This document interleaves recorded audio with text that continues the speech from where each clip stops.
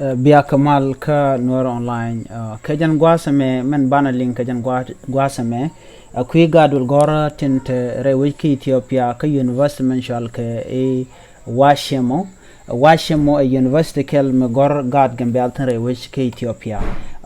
kur me chitoktin napan an kur mo tuoga ka chang chermi chang ka bakel ka paidej ron kinin daru de jandaru de diok kur ci tok tan ci nguen tournament dina ngi damandan te kariem bong masha boga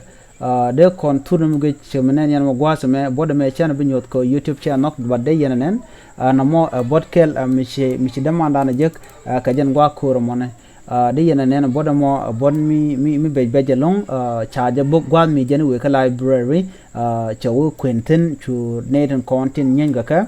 chu talk try chu book mi kon wi kon manan chola de yana ko ken de nga nyonen bo bot ken tone ko cha ne ru wana kan cha bogo long ka kur mi chu talk na me jen bot de nyo de met ka kel na mone kan da mana kon ke Gaat kon gor ka Wechamo university ki Ethiopia ala kur mo tuoga tino tuoga pan ka changa bakal ka paidij ronkin daru jandaru diok chala de man tuoga je ala re kal ka Wechamo tele je piu tamatke ngwasa mo shwa demonstration ke rally shwa chu lad kan Gaat tin kontre dul gora kan ga nuääri konre dul gorka ci tanien tege tin tanien ci ko ngar ke kur ka fil mi ci ngar ke kur ka fil o ci kane to kane de konti la romia ne ti kene de kontin tin la gadu romia tin re which ka Wechamo tin la gwarka university shuku shuben ka fil ka joka na ngumi sha ba ka ja gwa dan lat ka demonstration tino jaga joga kuma tana ka kel ka yemone wa gwasa mo shukan gadu kan yu kwet ka shukan kurma na ngar kana shukan shu kwador ana mo shu loj da mana kon chu jek shukan shu goro dong bu ka ga ka kan wana chu bong ka kwet kan gadu kon ka kwet be ngai kon lo kon to baran ba ja kwet kon kwet jega longo kon duno kane to kwet a very simple thing shikan diatin chang charan kwet mi di chicken diatin kan an man chiro da la jen kui kan mone shukan gade chuben kan dial kan dolla dolu romone shukan dol nueren kon tinte ka fil shukan ka shubok ka nyin kan ka ke an gwasa mo jenu korten shukan dial churu din shumat kan de kon tin la gadul gorka mani police ni ken federal in kon tin la kuma re which ka Wechamo university lo doiken dol ba doiken ka majbo ka roja dana chikana lat chikana laro kan gado ne queen ne manan le rode o dong medap ko ni jene ki ngum le rode kan e ngaj shu kormo chu tuok mi kormo ja tuok ne shu tin lo nyi na re university ka an gwasamo mi korja tuok shi kane ti tin la Gaat kon chu rodin chu las gwakel ka gwam an kurmo to kurunwang ka gwam mi shewo ka tianga na chu toga no shi garkel an kwalo bugun te ka bon mi diden tam pa nyodia cho jien shewo ka library le gwa wifi ka we ka wifi lo le cheken na ti ga boka na Gaat kon la Gaat dol nuerin kon re ki university an gwas mo chwa chu ben pareka ka bog mi diden lo na kaneja an gwa mo chwa wi de chwa chu bok kajan chu kor yu nyogolo tin karamo chu ro chu bar la gadu ngoy kene ko de ramadan an ci demand yen ci bog de kene shobler la ga ya dwaj kamach kuma de rewi ka Wechamo na mo chu jen reg medit awa en ne konte la kwar shiga administration nante re university ka jamat bok ne den konte la ne ken ke la romantin kon tin la gadul gorka kel ke kuma kel wa shigamat chang ko dan le rode wa ken chicken gor kep kan shon gor kono de gade de ko mo ke de kanak re which ka jan Wechamo university mone shi dol chicken de gor la gwakel ke de ga right kana shi kan yat kan neten content le ti bum kan re we dan ka gambela chongod ba tel ram ta capital pondien nyal shi kan la do shi kan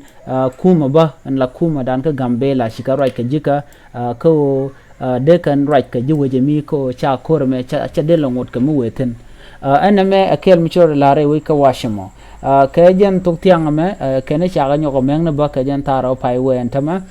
cha ka mak lo shi ke nyoko lo kor ke ala ken la bene ke dole ne chine ka me la bene ken bu ne bu bok duno ke jen tok tiang me ka ben yen kan dol wer le bok shi ken lo bong ne ko ken chal ke kon tone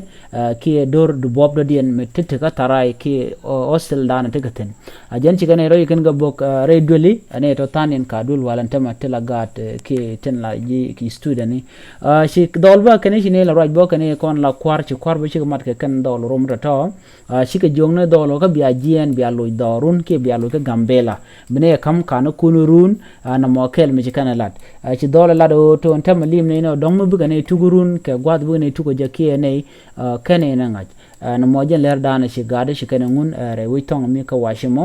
ka kui kor dana ni chitwok ngai kone channel ngwan cha ngai kone tin channel ka dong mi jiram ken ga social media already shi kana gaten en university mo shala washimo university de yana ngai gwazme shala washimo university gwazme washimo university university kelka university in county tere which ka Ethiopia